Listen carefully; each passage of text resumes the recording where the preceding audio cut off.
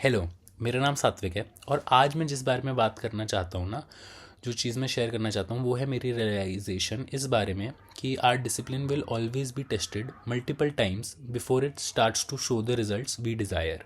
ठीक है, और ये मैं शेयर करने के लिए ना अपनी कहानी सुनाना चाहता हूँ कि क्या क्या हुआ, कैसे कैसे हुआ, कितनी बार मेरे को टेस्ट हुआ। और ये इसलिए शेयर करना चाहता हूँ क्योंकि मेरी लाइफ में ना एक बहुत बड़ा इवेंट हो गया जो कि हर किसी की लाइफ का एक बहुत बड़ा इवेंट होएगा। ठीक है, और ये मेरा साथ हुआ इस जर्नी में, मेरी फिटनेस जर्नी में।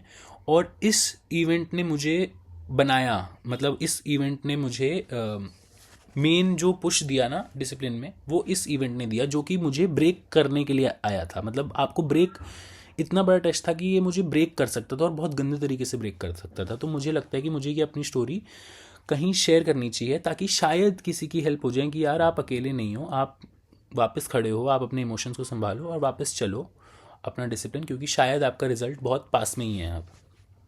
हाँ, तो हुआ क्या, शुरू से अगर शुरू करें तो नाइन्थ क्लास में जब मैं था बहुत साल पहले, तब मैं बहुत मोटा होता था और तब से मेरे पेरेंट्स पुश करते थे कि कुछ करो अपने आप पे, अपने आप को थोड़ा सा फिट करो, क्योंकि ऐसा अच्छी नहीं होती lifestyle.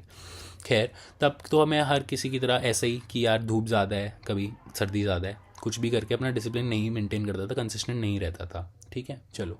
Then it brings us to 2025 February, last year कुछ बहुत मेजर घटा मेरे साथ। बहुत मेजर मतलब ऐसा कुछ बहुत लाइफ चेंजिंग नहीं हो गया था, मेरे लिए लाइफ चेंजिंग था।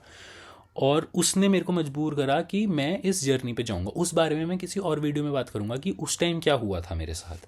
ठीक है, तो 2025 से मैंने ये चीज़ शुरू करी और 2025 फरवरी से 2026 फरवरी के बीच में बहुत कुछ हुआ मेरी लाइफ में और बहुत मेजर एक चीज़ हुई जिसने मुझे वो करा। अब वो तो छोटी चीज़ें क्या हुई, नॉर्मल प्रॉब्लम, सप्लीमेंट्स की प्रॉब्लम, सप्लीमेंट नहीं आई, पैसे नहीं मिले वगैरह वगैरह, चलो यहाँ से सॉर्ट किया, मेरा जिम बंद हो गया। ठीक है, 1 महीने के लिए बंद करा उन्होंने, बोलते बोलते 3 महीने के लिए बंद हो गया।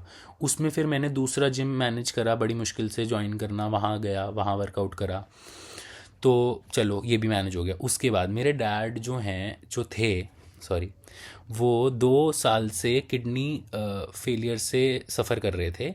और इसके बीच में क्या हुआ, वो डेथ बेड पे चले गए। 1 डेढ़ महीना वो अपनी डेथ बेड पे रहे और उस 1 डेढ़ महीना ये बीच में ही था।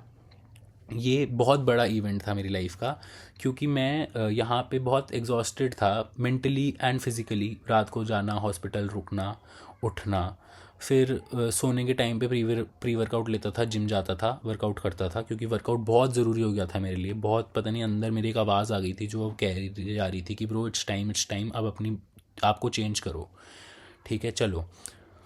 जाता था, ऐसे वैसे करता था, यहाँ से भी निकल गया। उसके बाद क्या हुआ, मेरे डैड एक्सपायर हो गए, ही पास्ड अवे। और यहाँ मोमेंट ऐसा हुआ कि मैं नंब हो गया, मुझे समझ ही नहीं आया कि यार मैं अब क्या करूँ। और फिर फैमिली ने बोल दिया कि आप 13 दिन नहीं कर सकते कुछ, आप कहीं नहीं जा सकते, चलो। 2 दिन बाद मैं अपनी मम्मी के पास गया and I am so grateful to my mother. मैं उनके पास गया, मैंने बोला कि यार मेरे से ना नहीं होगा ये, मेरे को कोप करने का एक ही तरीका आता है, वो है वेट्स उठाना। और 13 दिन इतना भारी चीज़ हो गई है, इतना कुछ कर रहा हूँ मैं, इतना कुछ हो गया मेरे आसपास कि मैं इसको कोप करने के लिए मुझे तो जाना है जिम। तो उन्होंने मेरे को बोला कि बेटा 4 दिन रुक जा, चौथे के बाद चले जाना, छुप के जाना, क्योंकि फैमिली बातें बहुत करती है। ठीक है, हम सबकी करती है। तो हाँ, और हेड भी शेव हो रखा था मेरा, क्योंकि मेरी फैमिली में ऐसा होता है, तो वो मेरे लिए एक और मोमेंट था बड़ा, क्योंकि मुझे बहुत शर्म भी आ रही थी कि यार मैं ऐसे कैसे बाहर जाऊँगा। चलो, टोपी लगाई, गया, छुप छुप के जिम करा मैंने, इतनी इतनी मुश्किल से करा मैंने उस टाइम, इतना ऐसा हुआ। लेकिन वो जो इवेंट था ना, उस इवेंट को मैंने जब फेस करा 15-20 दिन बाद, डूड, मुझे रिजल्ट दिखने लग गया। ठीक है, तो शायद वो इवेंट आया ही मेरे लिए कहीं ना कहीं इसलिए था कि मैं अगर इसको फेस कर जाता हूँ तो ही मुझे रिजल्ट दिखेगा, अगर मैं हार जाता हूँ then back to square one. तो हाँ, वीडियो यही है, मेरा मैसेज यही है कि अगर कभी आप गिर जाते हो और बहुत मेजर गिर जाते हो ना, छोटा गिरने के बाद तो उठना आसान होता है, लेकिन कुछ बहुत मेजर हो जाता है जो आपको एकदम गिरा देता है, पटक देता है, तो यार आप तब अपने इमोशंस समेटो, वापस खड़े हो और वापस चलो, क्योंकि शायद आपका रिजल्ट बस वो रहा, बस पास में है। ठीक है, आज के लिए इतना ही। अगर आपको अच्छा लगे तो प्लीज़ मुझे सब्सक्राइब करना, अगर नहीं लगे तो प्लीज़ मुझे बताना। एंड हाँ, आज की वीडियो थोड़ी सी लंबी हो गई मेरी नॉर्मल वीडियो से, बट थैंक यू।